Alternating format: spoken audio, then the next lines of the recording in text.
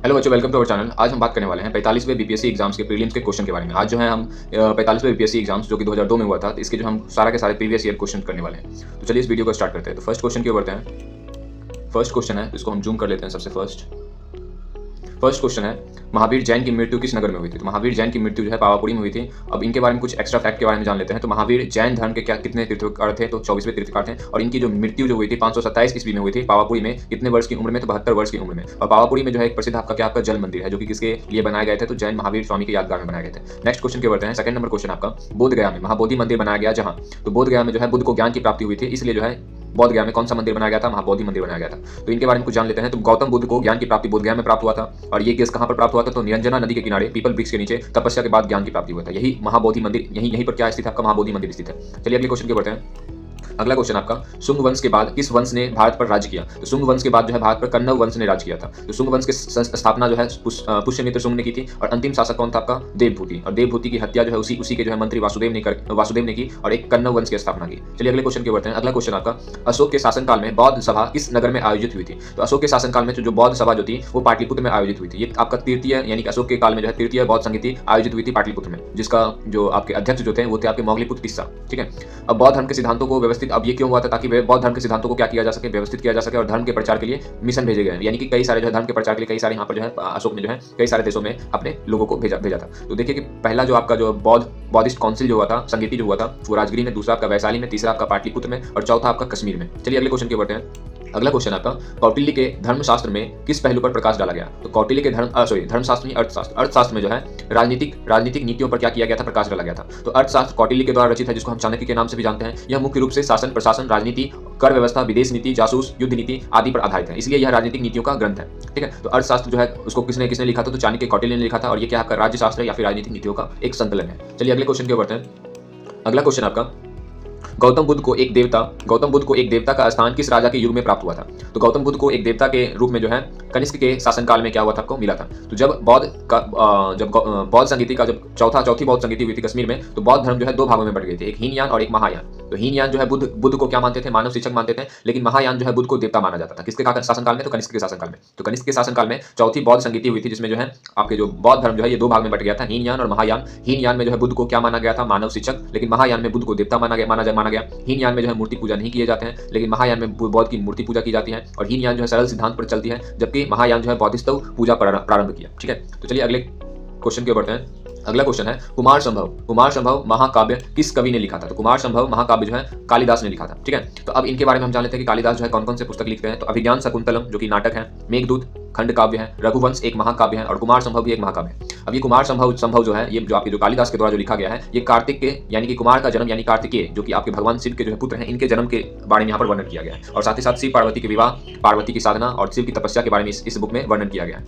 इसमें लगभग 17 सर्ग हैं और संस्कृत साहित्य की श्रेष्ठ कृति इनको मानी जाती है, जिसमें प्रकृति, प्रेम और सौंदर्य का अद्भुत वर्णन किया गया है। चलिए अगले क्वेश्चन के बढ़ते हैं। अगला क्वेश्चन 8वां नंबर, तैमूर के आक्रमण के बाद भारत में किस वंश का राज्य स्थापित हुआ? तो तैमूर के आगमन के बाद जो है भारत में सैयद वंश स्थापित हुआ था। तो सुनिए, जब तैमूर आगमन कर रहा था भारत में, तो भारत का जो यानी कि दिल्ली सल्तनत जो है इस पर कब्जा था तुगलक वंश का। ठीक है, तुगलक वंश का। और तुगलक वंश जो हुआ वो क्या हो गए थे? कमजोर हो गए थे। और तैमूर जो है आगमन कब किया था? आपका 1398 ईस्वी में। ठीक है। और उस समय जो है तुगलक वंश था और तुगलक वंश कमजोर हो गया। अब इसके राजगद्दी पर कौन आया? आपका सैयद वंश 1414 में। ठीक है। और ये जो है सैयद वंश की स्थापना कौन किया था? खिज्र खां, जो कि प्रतिनिधि था किसके? आपके तैमूर का। तो तैमूर का प्रतिनिधि खिज्र खां को माना जाता है, जो कि लगभग कब आपके गद्दी पाए थे? 1414 में। किसको हटाकर? तो तुगलक वंश को हटाकर। ठीक है। और सैयद वंश लगभग कितने वर्ष तक चला था? आपका 37 वर्ष तक चला था। तो दिल्ली सल्तनत के कार्यकाल देख लेते हैं, यानी वंश का क्रम देख लेते हैं। तो सबसे पहले गुलाम वंश आया था 1206 से 1290 ईस्वी तक। फिर आया था आपका खिलजी वंश 1290 से 1320 ईस्वी तक। फिर आया था आपका तुगलक वंश 1320 से 1414 तक। फिर सैयद वंश आया था, यानी कि आपका जो 1398 में जब आपके कौन आक्रमण किए थे? तैमूर आक्रमण किए थे। तो इसके बाद आपका जो तुगलक वंश जो है कमजोर हो गया, तो इसके कारण कौन सा वंश आया? आपका सैयद वंश 1414 में। तो सैयद वंश जो है 1414 से 1451 ईस्वी तक रहे थे। और उसके बाद जो है 1451 के बाद सैयद वंश का भी जो है ये भी डिस्ट्रॉय हो गया था। एंड उसके बाद आपका आया था लोधी वंश, लास्ट आपका दिल्ली सल्तनत का लास्ट वंश लोधी वंश, जिसने इब्राहिम लोधी को हराया था कौन? आपके बाबर ने, और मुगल वंश की स्थापना की। ठीक है। तो लोधी वंश जो है 1451 से 1526 तक चले थे। तो चलिए आगे बढ़ते हैं अगले क्वेश्चन की ओर। अगला क्वेश्चन आपका, निम्नलिखित में से किस सुल्तान के दरबार में सबसे अधिक गुलाम थे? तो जो है आपका जो सबसे ज्यादा गुलाम जो है वो आपके जो सुल्तान फिरोज तुगलक तो फिरोज तुगलक के शासनकाल में सबसे ज्यादा गुलाम थे, यानी फिरोज शाह तुगलक के शासनकाल में सबसे ज्यादा गुलाम थे। ठीक है, तो लगभग फिरोज शाह तुगलक जो कि तुगलक वंश का एक शासक था, जिनका शासनकाल 1351 से 1388 ईस्वी तक रहा। ठीक है, इसके दरबार में सबसे अधिक गुलाम थे, लगभग कितना आपका 1,80,000 यानी 1.8 लाख जो है गुलाम थे। और इन गुलामों के लिए इसने जो है एक विभाग बनाया था, जिसको हम क्या कहते हैं, दीवान ए बदगान यानी गुलामों का एक विभाग था। ये इन गुलामों का यूज जो है सेना में, कृषि में, निर्माण कार्य और शाही सेवा में किया जाता था। फिरोज शाह तुगलक ने नहर निर्माण, नगर बसाने का काम और करों में कुछ सुधार करने का कार्य किया था। अब इनके बारे में चलिए आगे बढ़ते हैं अगले क्वेश्चन की ओर। अगला क्वेश्चन आपका, निम्नलिखित में से किस सुल्तान ने बेरोजगारों को रोजगार दिलवाया? तो वो भी आपका फिरोज शाह तुगलक। तो फिरोज शाह तुगलक जो है बेरोजगारों के लिए दीवान ए बदगान यानी कि दीवान ए बदगान, जिसको हम क्या कहते हैं, रोजगार दफ्तर खोला। अब बेरोजगार लोगों का नाम और योग्यता दर्ज की जाती थी इसमें, और उनकी योग्यता के अनुसार उन्हें सरकारी नौकरी या काम दिया जाता था। यह व्यवस्था सामाजिक कल्याण की नीति का एक हिस्सा था। अब इसी में हम देख लेते हैं कि कौन कौन से आपके जो है आपके अलाउद्दीन खिलजी, अब यहाँ पर जो इंपॉर्टेंट है ये सारा, तो अलाउद्दीन खिलजी जो है वो किसमें आपके जो है आपके ये क्या किए थे, तो बाजार नियंत्रण प्रणाली लाए थे, मूल्य नियंत्रण में सुधार किए थे और सेना में सुधार किए थे। मोहम्मद बिन तुगलक ये राजधानी परिवर्तन किया था। ठीक है, टोकन मुद्रा लाए थे, दोआब कर लाए थे। ठीक है, दोआब कर कौन लाए थे आपके, मोहम्मद बिन तुगलक। शेरशाह सूरी ये जो है सड़क का निर्माण कराए थे, सराय प्रशासनिक सुधार करवाए थे, कौन आपके, शेरशाह सूरी। तो चलिए अगले क्वेश्चन की ओर बढ़ते हैं। अगला 11वां नंबर क्वेश्चन, निम्नलिखित में से किस मुगल बादशाह ने अंग्रेजों को उनके व्यापार में मदद करने के लिए एक महत्वपूर्ण फरमान दिया? तो देखिए कि मुगल बादशाह जो है आपका फारूक खिसियर, जो कि अंग्रेजों को जो है एक आपका फरमान देते हैं, जिसको मैग्ना कार्टा भी कहा जाता है। क्या कहा जाता है, मैग्ना कार्टा। इस फरमान को क्या कहा जाता था, मैग्ना कार्टा, यानी ब्रिटिश ईस्ट इंडिया कंपनी का मैग्ना कार्टा। एक फारूक खिसियर ने इसको फरमान दिया था। तो ये फरमान जो है 1717 में मिला था अंग्रेजों को। ठीक है, और ये किसको मिला था, तो आपके जॉन शरमन को। किसको मिला था, तो जॉन शरमन को। तो अंग्रेजी ईस्ट इंडिया कंपनी को बंगाल में व्यापार की विशेष सुविधा इस फरमान के द्वारा मिली थी। और लगभग ये जो है कितने शुल्क देते थे, वार्षिक शुल्क कितने देते थे, 3000। तो 3000 वार्षिक शुल्क पर जो है इनको व्यापार करने का अधिकार मिला था बंगाल में कंपनी के माल पर कई करों से छूट मिला था, और कंपनी को अपने माल का बिना रोक टोक के आवागमन की अनुमति मिली थी। और कंपनी को जो है ना एक पास जारी करने का भी अधिकार मिला था कि कंपनी अपना एक पास जारी कर सकता है। ठीक है, तो अब आगे बढ़ते हैं। तो सर जॉन शरमन को यह फरमान मिला था किसके द्वारा, आपका फारूक खिसियर के द्वारा। ठीक है, अब आगे बढ़ते हैं अगले क्वेश्चन की ओर। अगला क्वेश्चन आपका कूका आंदोलन। तो देखिए कूका आंदोलन जो आपके पंजाब में जो है आयोजित किया गया था। तो कूका आंदोलन को किसने संगठित किया, तो पहले यहाँ पर जान लेते हैं कूका आंदोलन जो है जो कि कौन चलाया था, तो भगत जवाहर मल, जो कि जिनका नाम क्या आपका बालक सिंह। लेकिन इसको संगठित करने का काम या लोकप्रिय बनाने का काम कौन किया था, आपका गुरु राम सिंह। तो फिर से सुनिए, कूका आंदोलन जो कि कहाँ पर चलाया गया था, आपका पंजाब में चलाया गया था। कौन चलाया था, भगत जवाहर मल, जिनका नाम है आपका बालक सिंह। और इनको इस कूका आंदोलन को प्रतिष्ठित या फिर लोकप्रिय बनाने का काम कौन किया था, गुरु राम सिंह। ठीक है, तो ये कूका आंदोलन क्यों हुआ, तो इनका उद्देश्य था अंग्रेजी शासन का विरोध करना, सामाजिक सुधार जैसे जात पाति का विरोध करना, नशा पशु हत्या का विरोध करना, स्वदेशी वस्तुओं का उपयोग और विदेशी वस्तुओं का बहिष्कार करना, धार्मिक सुधार जैसे सादा जीवन, सफेद वस्त्र पहनना और नैतिक आचरण अपनाना। ये आपका इनका उद्देश्य था कूका आंदोलन का। अब यहाँ पर कुछ इंपॉर्टेंट देख लेते हैं। गुरु रामदास जो कि आपका कौन थे, आपके चौथे गुरु थे सिख धर्म के। गुरु नानक जो कि सिख धर्म के क्या थे, आपके संस्थापक थे। और गुरु गोविंद सिंह जो कि खालसा पंथ के संस्थापक थे। चलिए अगले क्वेश्चन के बढ़ते हैं। अगला क्वेश्चन आपका, कुंवर सिंह ने 1857 के विद्रोह का नेतृत्व किस प्रांत से किया था? तो कुंवर सिंह जो है 1857 का विद्रोह जो है बिहार प्रांत से किया था। कुंवर सिंह को जो है बिहार का शेर कहा जाता है, क्योंकि उन्होंने लगभग बिहार यानी 1857 के विद्रोह मतलब बिहार से जो है 1857 का विद्रोह का नेतृत्व जो है वीर कुंवर सिंह कर रहे थे, जो कि कहाँ के नेता थे, तो आरा यानी जगदीशपुर क्षेत्र के ये नेता थे। तो 1857 के विद्रोह में बिहार क्षेत्र के प्रमुख नेता कौन थे, आपके वीर कुंवर सिंह। और आरा जगदीशपुर दानापुर क्षेत्र में अंग्रेजों के खिलाफ सशस्त्र संघर्ष किए थे। और ये लगभग 80 वर्ष की उम्र में, यानी 80 वर्ष की जब ये आयु में 80 वर्ष के थे, तब जो है विद्रोह का नेतृत्व किया था। और युद्ध के दौरान ये क्या हुए थे, घायल हो गए थे, और इसने अपना हाथ को जो है गंगा नदी में समर्पित कर दिया। ठीक है, और इन्हें किस नाम से जाना जाता है, तो बिहार का शेर।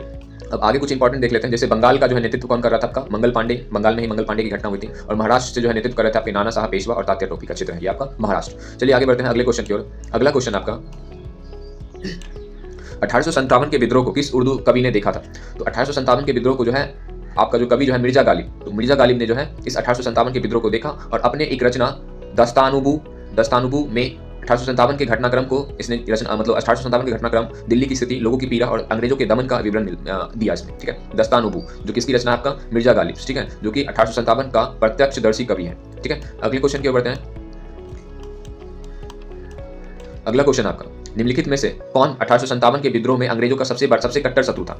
तो 1857 के विद्रोह में सबसे कट्टर शत्रु जो है वो है आपका मौलवी अहमदुल्लाह शाह। ठीक है, मौलवी अहमदुल्लाह शाह, जिन पर लगभग 50,000 का इनाम रखा गया था अंग्रेजों के द्वारा। ठीक है, लेकिन इनको जो है धोखे से जो है इनकी हत्या करवा दिया गया था पावायन के राजा के द्वारा। ठीक है, पावायन के राजा के द्वारा जो है 1858 में इनकी हत्या करवा दी गई थी धोखे से। ठीक है, तो अब इनके बारे में जान लेते हैं। तो इनका पूरा नाम क्या है, आपका मौलवी अहमदुल्लाह शाह फैजाबादी। ठीक है, और इनका जन्म कहाँ हुआ था, तो फैजाबाद में हुआ था। और ये धार्मिक एवं क्रांतिकारी नेता थे और 1857 की क्रांति में प्रमुख भूमिका निभाई थी। जब 1857 की क्रांति खत्म हो गया था तब भी यानी कि विद्रोह शांत होने के बाद भी, यानी कि 1857 का विद्रोह, ठीक है, संघर्ष को जारी रखा और जनता में अत्यधिक लोकप्रिय बने रहे। ठीक है, और ये जनता को उनकी भूमिका क्या थी, तो ये जनता को अंग्रेज के खिलाफ संगठित किए, अवध में विद्रोह को भड़काया और नेतृत्व किया, अंग्रेजों के अत्याचार का लगातार विरोध किए और युद्ध कौशल में निपुण थे और जनता पर क्या किए थे, गहरा प्रभाव डाले थे। तो सबसे कट्टर विरोधी था अंग्रेजों का, तो वो कौन था आपका, सबसे कट्टर शत्रु कौन था आपका, तो वो था आपका मौलवी अहमदुल्ला शाह। चलिए अगले क्वेश्चन की बढ़ते हैं। अगला क्वेश्चन आपका मुंडाओं ने विद्रोह कब किया, तो मुंडाओं ने जो है विद्रोह जो 1895 में किया था। कब किया था आपके 1895 में। तो अब ये विद्रोह का नाम क्या था आपका, मुंडा विद्रोह, जो कि आपका जिनको किस नाम से जाना जाता है, उलुगुलान महाविद्रोह के नाम से जाना जाता है, उलुगुलान महाविद्रोह, ठीक है। मुंडा विद्रोह को ही दूसरा नाम क्या आपका, उलुगुलान महाविद्रोह, ठीक है, जो कि कहां पर हुआ था आपका, छोटा नागपुर क्षेत्र यानी कि झारखंड में हुआ था। और इनका नेता कौन था आपका, बिरसा मुंडा। तो इनका ये मुंडा विद्रोह का कारण क्या था, तो मुंडा विद्रोह का कारण था जमींदारों का अत्याचार, भूमि छीनना और बेदखली करना, ब्रिटिश कर व्यवस्था लगाना, महाजनों का शोषण करना और मिशनरियों वो बाहरी लोगों का हस्तक्षेप, ठीक है। तो ये विद्रोह का कारण था। और लगभग विद्रोह कब से आरंभ हुआ था, तो 1895 से लगभग कब तक चला था आपका, 1900 से 1901 तक चला था, ठीक है। अब इनका जन्म कब हुआ था, तो बिरसा मुंडा का जन्म 15 नवंबर 1875 में हुआ था और इनकी मृत्यु जो है 9 जून 1900 में हुई थी। किस जेल में, आपके रांची के जेल में, ठीक है। तो बिरसा मुंडा 1895 में कौन सा विद्रोह किया था, तो आपका मुंडा विद्रोह, ठीक है। बिरसा मुंडा का जन्म कब हुआ था, तो 15 नवंबर 1875 में और इनकी मृत्यु। तो अगले क्वेश्चन की ओर बढ़ते हैं। क्वेश्चन आपका भारत संघ इंडियन एसोसिएशन के संस्थापक कौन है, तो इंडियन एसोसिएशन के जो संस्थापक हैं उनका नाम है आपका सुरेंद्र नाथ बनर्जी। तो इनकी स्थापना कब हुई थी, तो 1876 में कोलकाता में हुई थी, ठीक है। तो आपके जो संस्थापक है सुरेंद्र नाथ बनर्जी जो प्रमुख थे, और इनके साथ आपका कौन था आपका, आनंद मोहन बोस, ठीक है। अब इस भारत संघ का जो है स्थापना का उद्देश्य क्या था, तो भारतीयों में राजनीतिक जागरूकता फैलाना, राष्ट्रीय एकता को बढ़ावा देना, सरकारी नौकरियों में समान अवसर लाना, ब्रिटिश नीतियों का विरोध करना और भारतीयों के अधिकारों की रक्षा करना। तो इनका उद्देश्य था और इनका जो गठन करने का काम कौन किया था आपका, सुरेंद्र नाथ बनर्जी। कब आपके 1876 में कोलकाता में, ठीक है। अब यहाँ पर बात आता है कि इस संस्था ने राजनीतिक आंदोलन की नींव रखी और इसी के प्रयास से इंडियन नेशनल कांग्रेस यानी कि 1885 में जो कांग्रेस की स्थापना हुई थी, ठीक है। और कांग्रेस का स्थापना 1885 में किनके द्वारा हुई थी, तो AOUME के द्वारा, ठीक है। तो अब आगे बढ़ते हैं। अब यहाँ पर आएगा इंपॉर्टेंट, अब अगले क्वेश्चन की बढ़ते हैं, यानी कि इंडियन एसोसिएशन का जो स्थापना कौन किया था आपका, सुरेंद्र नाथ। और इसी के बलबूते पर आपकी किसका स्थापना हुई थी, तो इंडियन नेशनल कांग्रेस की स्थापना हुई थी। चलिए अगले क्वेश्चन की बढ़ते हैं। अगला क्वेश्चन आपका, इलाहाबाद की संधि के बाद रॉबर्ट क्लाइव ने मुर्शिदाबाद का उप दीवान किसे बनाया। तो इलाहाबाद के संधि के बाद जो है मुर्शिदाबाद का उप दीवान जो है वो मोहम्मद रजा खान को बनाया गया। किनको बनाया गया, तो मोहम्मद रजा खान को। और साथ ही साथ मुर्शिदाबाद का उप दीवान किसे बनाया गया था, मोहम्मद रजा खान को। और बंगाल का जो उप दीवान जो बनाया गया था मिताब राय को। किसको, मिताब राय को। तो ये काफी ये दोनों इंपॉर्टेंट है आपका। और ये कब किया गया था, तो 1765 के बाद किया गया था। तो मुर्शिदाबाद का जो उप दीवान है वो कौन है आपका, मोहम्मद रजा खान। और बिहार का जो उप दीवान है वो कौन है आपका, मिताब राय। तो इलाहाबाद की संधि जो कब हुई थी आपके 1765 में हुई थी। और किनके बीच में हुआ था, तो रॉबर्ट क्लाइव और मुगल सम्राट शाह आलम द्वितीय और अवध के नवाब शुजाउद्दौला के बीच में हुई थी। और इनका परिणाम क्या हुआ कि अंग्रेजों को किस चीज की अधिकार मिला था, दीवानी का अधिकार मिला था, यानी कि टैक्स वसूलने का अधिकार अंग्रेजों को मिल गया था 1765 में, ठीक है। इलाहाबाद की संधि। अब यहाँ पर हुआ क्या, तो यहाँ पर जो है आपका क्लाइव ने जो है डुअल गवर्नमेंट लाया, यानी कि द्वैध शासन लाई। यानी कि दीवानी जो है वो किनके नियंत्रण में आ गया, तो अंग्रेजों के नियंत्रण में आ गया। और राजस्व यानी कि कर वसूली सारा का सारा काम जो है पैसे का देखरेख का काम कौन करेगा, तो अंग्रेज के नियंत्रण में आ गया। और दूसरा शासन था आपका निजामत। तो नवाबों के नाम पर केवल दिखावे के लिए, यानी कि कठपुतली के समान जो है कठपुतली बनाया गया था कि हाँ राजा रहेगा, लेकिन सारा का सारा कंट्रोल किसके पास रहेगा, अंग्रेजों के पास रहेगा। तो नवाबों के नाम पर केवल दिखावे के लिए जो है राजा को बनाया गया, निजामत को बनाया गया। ये सिर्फ जो है कानून व्यवस्था और न्याय करते थे, ठीक है। लेकिन इनका भी जो है ये अस्थायी रूप से जो है कानून व्यवस्था और न्याय चलाते थे। अस्थायी रूप से चलाते थे कौन, आपके अंग्रेज, ठीक है। ये एक कठपुतली था अंग्रेजों का। अब यहाँ पर अब दीवानी अधिकार क्या होता है, तो यही हम बताए हैं क्या, कर वसूली का अधिकार यानी कि टैक्स लेने का अधिकार, राजस्व प्रशासन का अधिकार। अब अंग्रेज यानी कि इसका मतलब क्या हुआ कि अब अंग्रेज जो है बंगाल, बिहार, उड़ीसा का राजस्व वसूल सकते हैं, यानी कि इन तीनों जगह पर जो है वो क्या काम कर सकते हैं, टैक्स ले सकते हैं, ठीक है। अब आगे बढ़ते हैं, अगले क्वेश्चन की ओर बढ़ते हैं।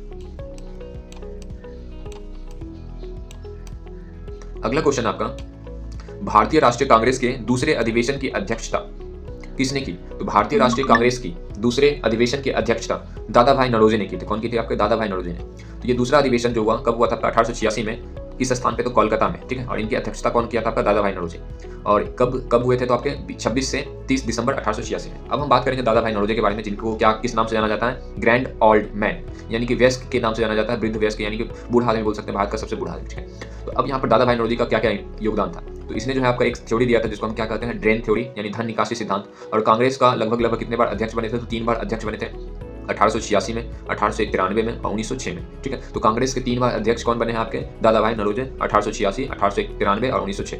स्वराज की मांग का समर्थन किए थे और ब्रिटेन की संसद के पहले भारतीय सदस्य बने थे। तो ब्रिटेन के संसद के पहले भारतीय सदस्य का नाम क्या आपका, दादा भाई नौरोजी। तो अब यहाँ पर जो है सबसे फर्स्ट यहाँ पर हम देखेंगे कि कांग्रेस का कुछ अधिवेशन। तो पहला अधिवेशन जो है 1885 में कहाँ हुआ था, तो बंबई में। और अध्यक्ष कौन थे आपके, WC बनर्जी, यानी कि पहले कांग्रेस अधिवेशन के जो अध्यक्ष हैं वो कौन है आपका, WC बनर्जी, 1885।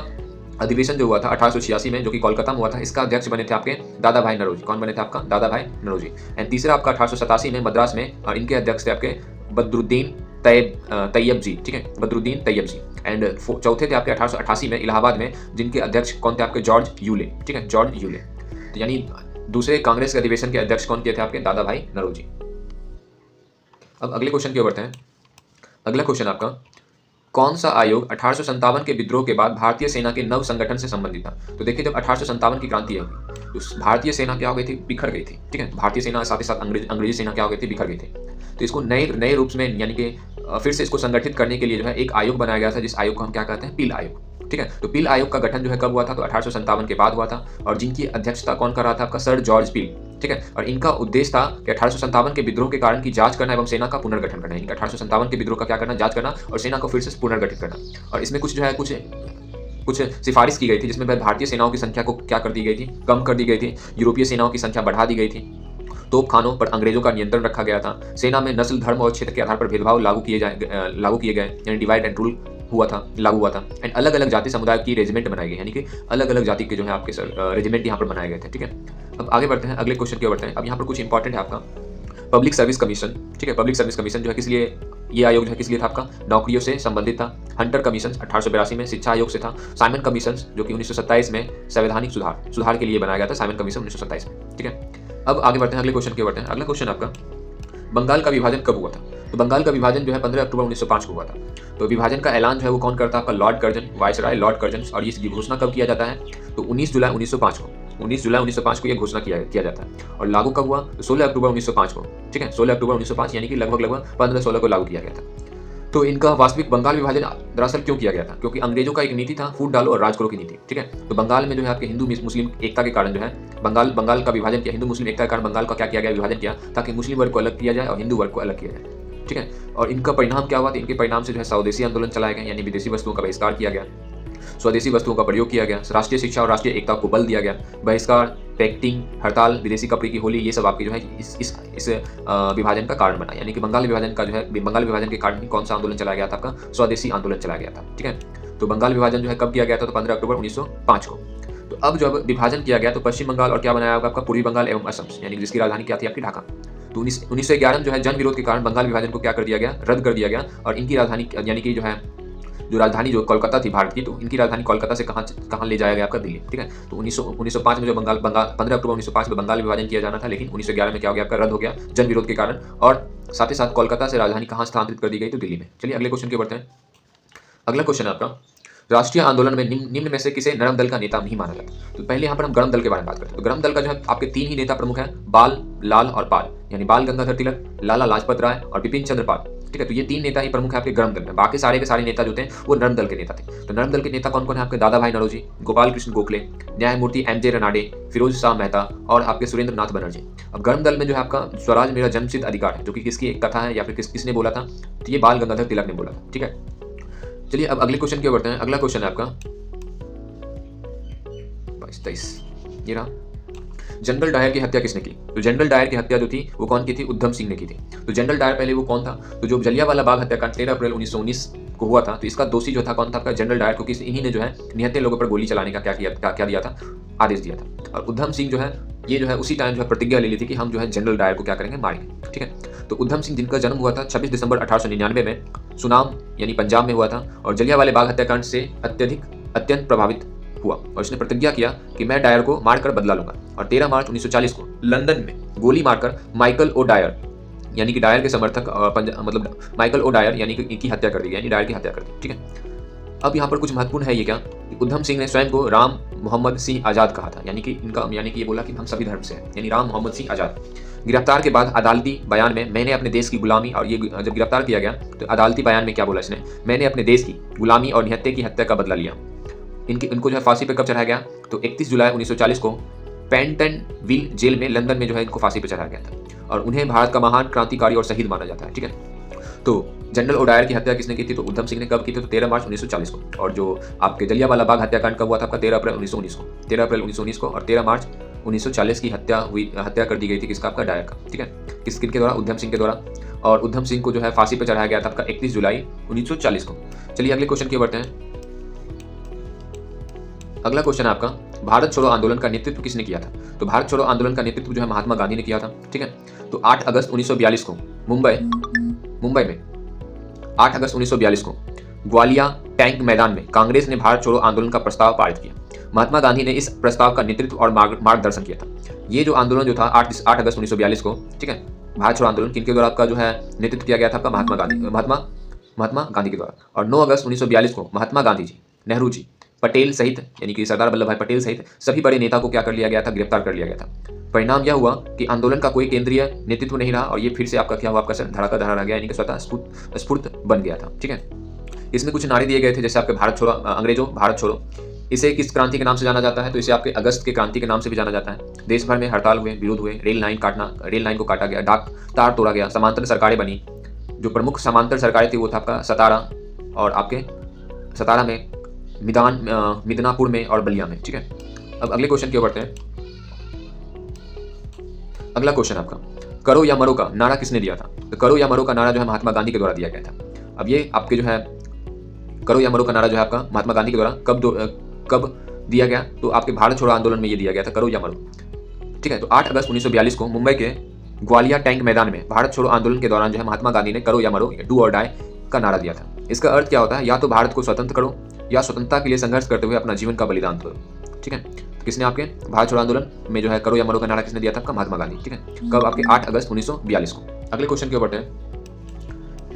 अगला क्वेश्चन आपका, आजाद हिंद फौज की स्थापना कहाँ हुई थी? तो आजाद हिंद फौज की स्थापना जो है सिंगापुर में हुई थी। लेकिन सबसे फर्स्ट इसको स्थापित कौन किया था? तो 1 सितंबर 1942 को कैप्टन मोहन सिंह ने सिंगापुर में आजाद हिंद फौज की स्थापना की थी। ठीक है, तो 1 सितंबर 1942 को आजाद हिंद फौज की स्थापना जो है कौन किया था? आपका कैप्टन मोहन सिंह। कहाँ किए थे? तो सिंगापुर में। ठीक है, और इनको पुनर्गठन करने का काम कौन किया था? आपका सुभाष चंद्र बोस। जुलाई 1943 में सिंगापुर पहुंचे। जुलाई 1943 में सुभाष चंद्र बोस सिंगापुर पहुंचे। उन्होंने INA का पुनर्गठन किया, यानी आजाद हिंद फौज का क्या किया? आपका पुनर्गठन किया और नेतृत्व संभाला। और इसने इनका जो एक प्रमुख नारा है, तुम मुझे खून दो मैं तुम्हें आज़ादी दूंगा, और इनका लक्ष्य था। और इनको इन्होंने एक और नारा दिया था, दिल्ली चलो। तो आजाद हिंद फौज की जो है मुख्यालय जो है वो कहाँ? आपका सिंगापुर। और बाद में जो है इनको ट्रांसफर कर दिया गया कहाँ पर? आपके रंगून में। कहाँ पर? आपके रंगून में, जो कि कहाँ पर था? आपका बर्मा में। आजाद हिंद फौज की जो स्थापना हुई थी कब? आपके 21 अक्टूबर 1943 को। 21 अक्टूबर 1943 को किनके द्वारा इनकी स्थापना किया गया था? तो सुभाष चंद्र बोस के द्वारा। लेकिन सबसे पहले जो है आपका 1 सितंबर 1942 को सिंगापुर में जो है किनके द्वारा स्थापित किया गया था? तो कैप्टन मोहन सिंह के द्वारा। ठीक है, अगले क्वेश्चन की ओर बढ़ते हैं। हाँ, एक ये इंपॉर्टेंट आपके फैक्ट है। तो INA यानी आजाद हिंद फौज का जो आपका जो नारा था वो क्या था? आपका जय हिंद। और इनके ध्वज जो थे तिरंगा थे, जिसमें बीच में दहाड़ता हुआ बाघ है। ठीक है, ये इस टाइप से आजाद हिंद फौज का। ठीक है, अगले क्वेश्चन की ओर बढ़ते हैं। अगले क्वेश्चन आपका, भगत सिंह, राजगुरु तथा सुखदेव को कब फांसी दी गई थी?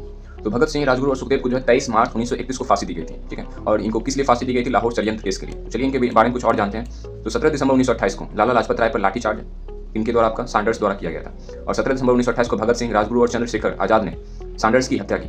ठीक है, एंड 8 अप्रैल 1929 केंद्रीय विधानसभा में बम फेंके थे भगत सिंह और बटुकेश्वर दत्त ने, और गिरफ्तार हुए थे 1929 में। मुकदमा जो है इन पे चला था आपका लाहौर षड्यंत्र केस के द्वारा। ठीक है, चलिए अगले क्वेश्चन की ओर बढ़ते हैं। अगला क्वेश्चन आपका 28वां नंबर, निम्नलिखित में से कौन कांग्रेस के गर्म दल के से संबंधित है? तो देखिए कांग्रेस के गर्म दल से जो है 3 नेता संबंधित हैं, बाल गंगाधर तिलक, लाला लाजपत राय और बिपिन चंद्रपाल और अरविंद घोष।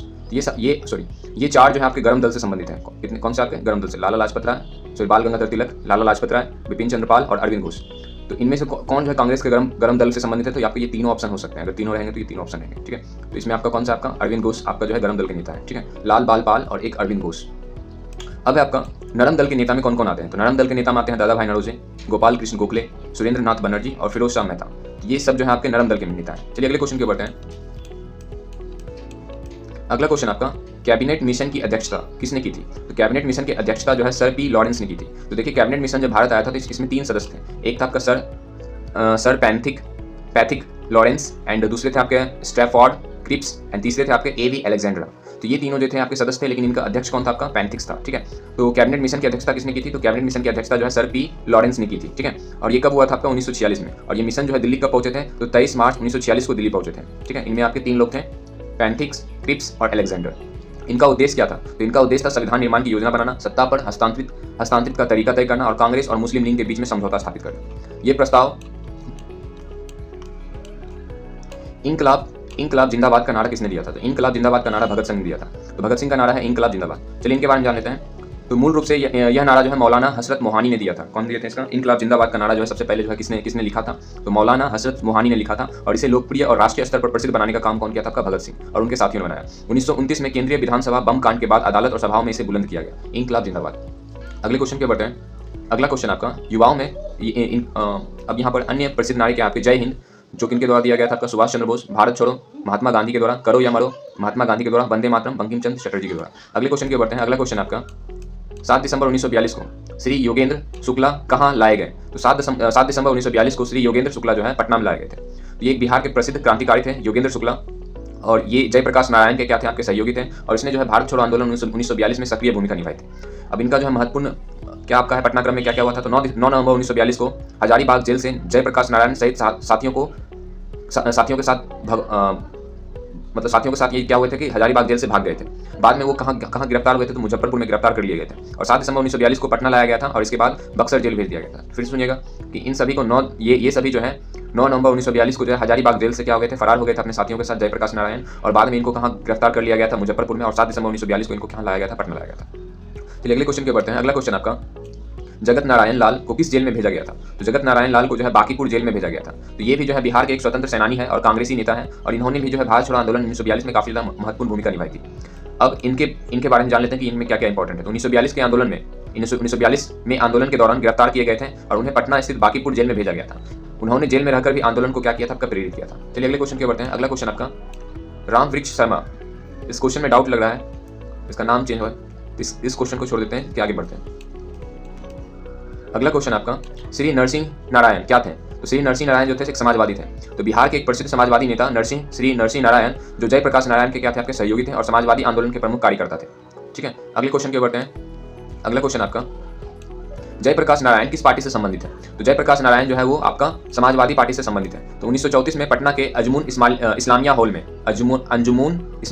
हॉल में कांग्रेस सोशलिस्ट पार्टी CSP की स्थापना की। तो जेपी जिनको जयप्रकाश नारायण कहते हैं, जेपी इसके प्रमुख नेता एवं महासचिव बने और समाजवादी विचारधाराओं के प्रबल समर्थक थे। स्वतंत्रता आंदोलन में सक्रिय भागीदारी थे इनकी। 1974 में संपूर्ण क्रांति का आंदोलन का नेतृत्व इन्हीं का था, जयप्रकाश नारायण का। 1974 में संपूर्ण क्रांति आंदोलन का नेतृत्व किसने किया था? आपका जयप्रकाश नारायण। भ्रष्टाचार, असमानता व अन्याय के खिलाफ आवाज उठाए थे जयप्रकाश नारायण। ठीक है, तो जयप्रकाश नारायण किस पार्टी से संबंधित थे? आपका समाजवादी पार्टी से। और उन्होंने 1934 में पटना के अंजुमन इस्लामिया हॉल में कांग्रेस सोशलिस्ट पार्टी की स्थापना की थी। चलिए अगले क्वेश्चन के बढ़ते हैं। और इन्हें लोकनायक की उपाधि से नवाजा गया है और साथ ही साथ इनको भारत रत्न मिला है मरणोपरांत में। ठीक है, अगले क्वेश्चन के बढ़ते हैं। अगला क्वेश्चन आपका मूल रूप से बिहार शब्द का अर्थ क्या है? तो देखिए बिहार जहां पर बौद्ध मठ को ही क्या कहा जाता है? आपका बिहार। तो बिहार शब्द का अर्थ क्या होता है? तो बौद्ध मठ। तो जो आपका बिहार है, तो बिहार शब्द बिहार से बना है और बिहार का अर्थ होता है बौद्ध मठ। तो प्राचीन काल में इस क्षेत्र में अनेकों बौद्ध विहार, मठ एवं विश्वविद्यालय थे और इन्हीं विहारों के कारण इस क्षेत्र का नाम क्या पड़ा? आपका बिहार। ठीक है, तो यहाँ पर आपके कौन कौन से आपके प्राचीन बौद्ध केंद्र है? तो नालंदा विश्वविद्यालय, विक्रमशिला विश्वविद्यालय, औदंतपुरी, सोमपुरी, वैशाली, राजगीर और बोधगया। ठीक है, अगले क्वेश्चन के बढ़ते हैं। अगला क्वेश्चन आपका 36 कौन सा प्रमुख उद्योग मुरी में स्थापित है? तो जो मुरी में जो स्थापित है वो है आपका एल्यूमिनियम। अब मुरी कहाँ है? तो रांची के निकट पड़ते हैं, जो कि वर्तमान में आपके झारखंड राज्य के आसपास है और हजारीबाग जिला के अंदर पड़ते हैं आपके मुरी। तो मुरी में जो आपका प्रमुख उद्योग जो है वो किनके है? तो एल्यूमिनियम के। तो एल्यूमिनियम के बारे में जान लेते हैं। तो यह भारत के प्रमुख एल्यूमिनियम उत्पादक उद्योगों में से एक है और इनकी स्थापना जो है 1961 से 62 में की गई थी और ये हाई ग्रेड एल्यूमिनियम का उत्पादन करते हैं। ठीक है, अगले क्वेश्चन के बढ़ते हैं। अब यहाँ पर कुछ आपके इंपॉर्टेंट है। टाटा स्टील्स जो कि आपके झारखंड के कुछ प्रमुख उद्योग है। जमशेदपुर, यहाँ पर आपके टाटा स्टील इस्पात उद्योग है।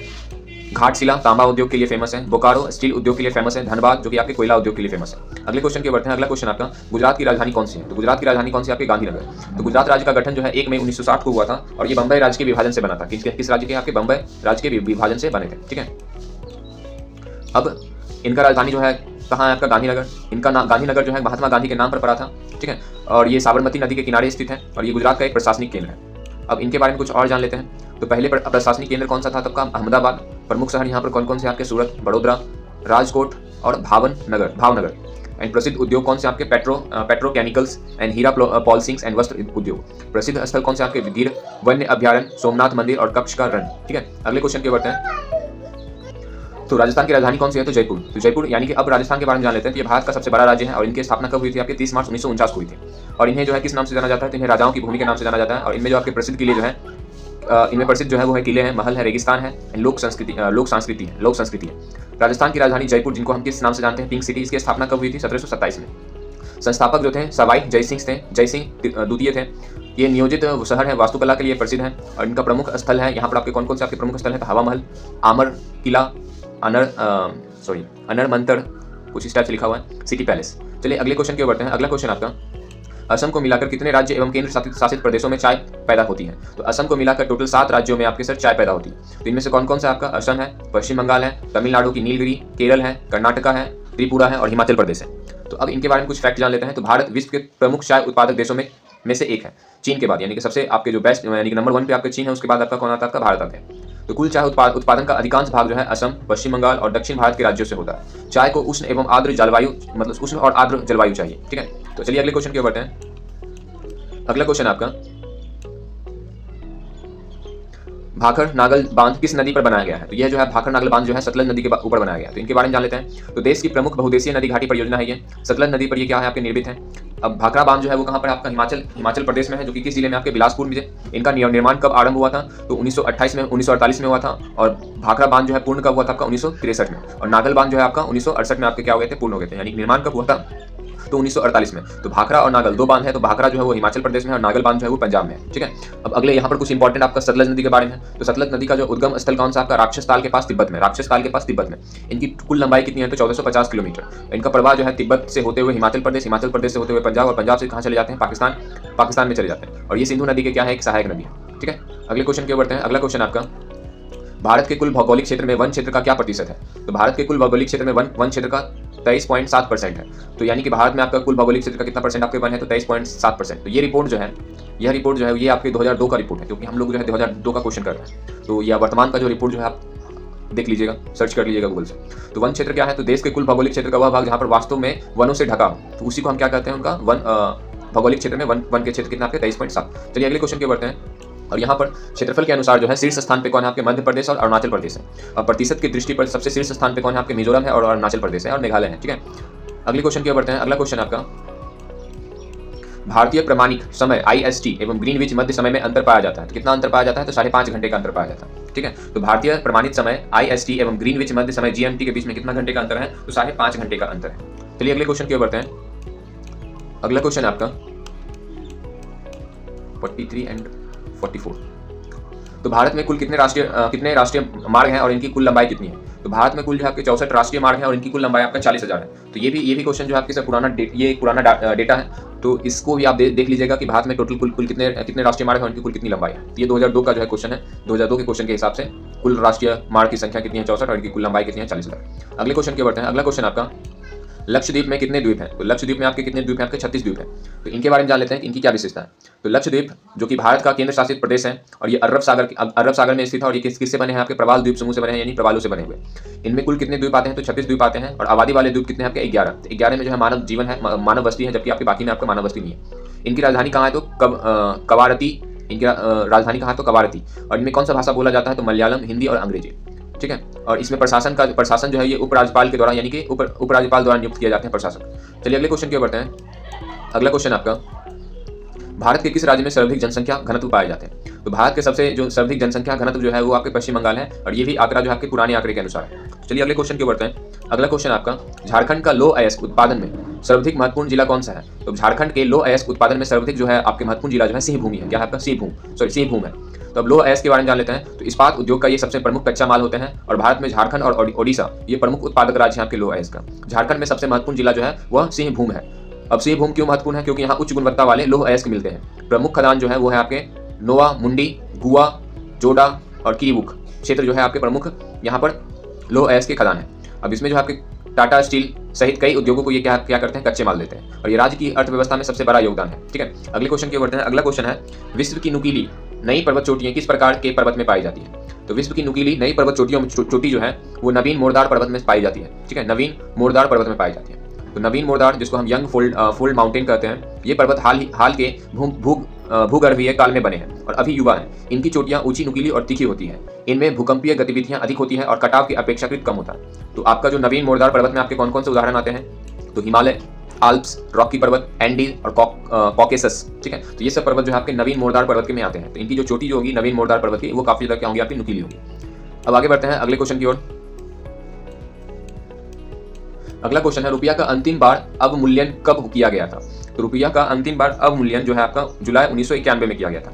अब ये अवमूल्यन क्या है, डीवैल्यूएशन क्या होता है? जब सरकार जानबूझकर अपनी मुद्रा का मूल्य विदेशी मुद्रा की तुलना में कम कर देती है तो उसे अवमूल्यन कहते हैं, यानी डीवैल्यूएशन कहते हैं। तो ये सबसे पहले अंतिम बार कब किया गया था? तो जुलाई 1991 में। इसका उद्देश्य क्या होता है? तो निर्यात को बढ़ाना, आयात को महंगा करना, विदेशी मुद्रा संकट से निपटना और भुगतान संतुलन में सुधार करना। ठीक है, तो जुलाई 1991 में किया गया था ये आपके रुपया का अंतिम अवमूल्यन। अगले क्वेश्चन की ओर बढ़ते हैं। अगला क्वेश्चन आपका, भारत में कृषि क्षेत्र श्रम शक्ति के कितने प्रतिशत लोगों को प्रत्यक्ष रोजगार प्रदान है? तो भारत में कृषि क्षेत्र श्रम शक्ति के कितने प्रतिशत लोगों को प्रत्यक्ष रोजगार प्राप्त है? तो वो आपका 65%। तो ये भी आपके पुराने आंकड़े के अनुसार है। तो अब यहाँ पर कुछ इंपॉर्टेंट बात के बारे में जान लेते हैं। कृषि जो भारत की रीढ़ कहा जाता है, कच्चा माल यहीं से उपलब्ध करवाने का काम किया जाता है और ग्रामीणों का जो है रोजगार का एक प्रमुख स्रोत है। ठीक है, अगले क्वेश्चन की ओर बढ़ते हैं। अगला क्वेश्चन आपका, वर्तमान समय में भारत का सबसे बड़ा व्यापारिक हिस्सेदारी कौन था? तो वर्तमान समय में भारत का सबसे बड़ा व्यापारिक हिस्सेदार कौन है? आपका यूएसए। ठीक है, तो व्यापारिक हिस्सेदारी क्या होता है? तो जिस देश के साथ किसी देश का आयात निर्यात सबसे अधिक होता है उसे प्रमुख व्यापारिक साझेदारी कहते हैं। तो यूएसए के साथ जो है वर्तमान समय में सबसे बड़ा व्यापारिक हिस्सेदारी है। तो सबसे पहले यूएसए आते हैं, उसके बाद आपका चीन आता है, फिर यूएई आते हैं, ब्रिटेन आते हैं, रूस आते हैं। ठीक है, अगले क्वेश्चन की ओर बढ़ते हैं। अगला क्वेश्चन है, बैंकों द्वारा दिए गए किस भुगतान उपकरण को प्लास्टिक मुद्रा के नाम से जाना जाता है? तो बैंकों द्वारा जो दिए गए जो उपकरण जो प्लास्टिक मुद्रा के नाम से जाना जाता है वो है आपका क्रेडिट कार्ड। तो प्लास्टिक मुद्रा क्या होते हैं? तो ऐसे भुगतान साधन जो प्लास्टिक कार्ड के रूप में होते हैं और जिनका उपयोग नगद के बिना भुगतान करने के लिए किया जाता है उसे हम क्या कहेंगे? प्लास्टिक मुद्रा। तो प्लास्टिक मुद्रा में कौन कौन से आएंगे? आपके क्रेडिट कार्ड आएगा, डेबिट कार्ड आएगा, एटीएम आएंगे, स्मार्ट कार्ड आएगा और प्रीपेड कार्ड आएगा। ठीक है, अगले क्वेश्चन की ओर चलते हैं।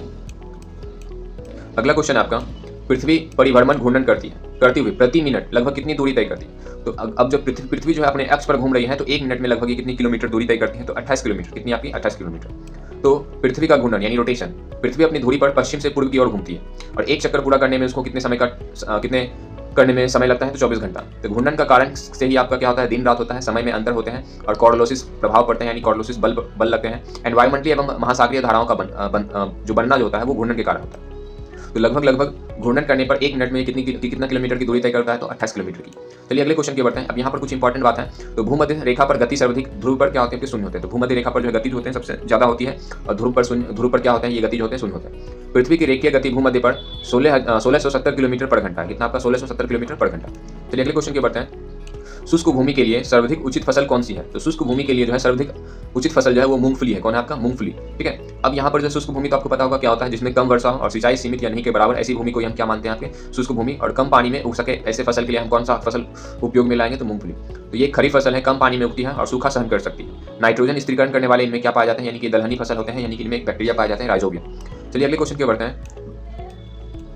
अगला क्वेश्चन आपका, विश्व का कौन सा देश मुलायम लकड़ी, सॉफ्ट वुड एवं लकड़ी की लुगदी, वुड पल्प का सबसे बड़ा उत्पादक एवं निर्यातक है? तो वो कौन है? आपके कनाडा। तो सॉफ्ट वुड, इनके बारे में जान लेते हैं, ये होता क्या है? तो शंकुधारी पेड़ों से प्राप्त किए जाते हैं सॉफ्ट वुड। ठीक है, जैसे एग्जांपल में आपके पाइन, फिर स्प्रूस, सेडार। ठीक है, तो इन सब पौधों से जो है आपके सॉफ्ट वुड निकाले जाते हैं। और कनाडा में जो है विशाल टैगा फॉरेस्ट है जो कि आपके जहाँ पर आपके शंकुधारी वृक्ष की प्रचुरता है और यहीं से आपका क्या निकाला जाता है? आपका सॉफ्ट वुड और वुड पल्प, जो कि आपके किस उद्योग के लिए इंपॉर्टेंट होते हैं? तो कागज बनाने के लिए जो है काफी ज्यादा इंपॉर्टेंट होते हैं। चलिए अगले क्वेश्चन की बढ़ते हैं। लास्ट क्वेश्चन है 52 नंबर एंड इसके बाद इसका पार्ट 2 लाएंगे। तो अफ्रीका की मूलभूत जनजाति पिग्मी किस नदी घाटी में पाई जाती है? तो अफ्रीका की जो मूलभूत जनजाति पिग्मी जो है ये कांगो घाटी में पाई जाती है। पिग्मी के बारे में जान लेते हैं। तो अफ्रीका की प्राचीन मूल निवासी जनजाति है जिनका कद क्या होते हैं? छोटे होते हैं, 4 से 5 फीट के आसपास। और ये घने उष्णकटिबंधीय वर्षा वनों में निवास करते हैं और इनकी जीवन शैली जो है वो शिकार, मछली पकड़ना, जंगली फल फूल एकत्रित करना और छोटे समूह में रहना। और ये घुमंतु प्रकृति के होते हैं, यानी पिग्मी जो है आपके छोटे से मानव जनजाति है। और ये पिग्मी कहाँ पाए जाते हैं? तो कांगो नदी तट के आसपास। तो पिग्मी जनजाति मुख्यतः कांगो नदी घाटी के घने वर्षा वनों में पाई जाती है और यह क्षेत्र मध्य अफ्रीका में स्थित है, जिन्हें हम कांगो बेसिन कहते हैं। ठीक है, तो कांगो नदी जो है अफ्रीका की सबसे बड़ी नदी है, जिसे नील नदी के बाद आपका सबसे बड़ी नदी कौन सा है? आपका सर कांगो। इनका उद्गम स्थान जो है जाम्बिया है और इनसे जो है कई सारे सहायक नदियां जुड़े होते हैं।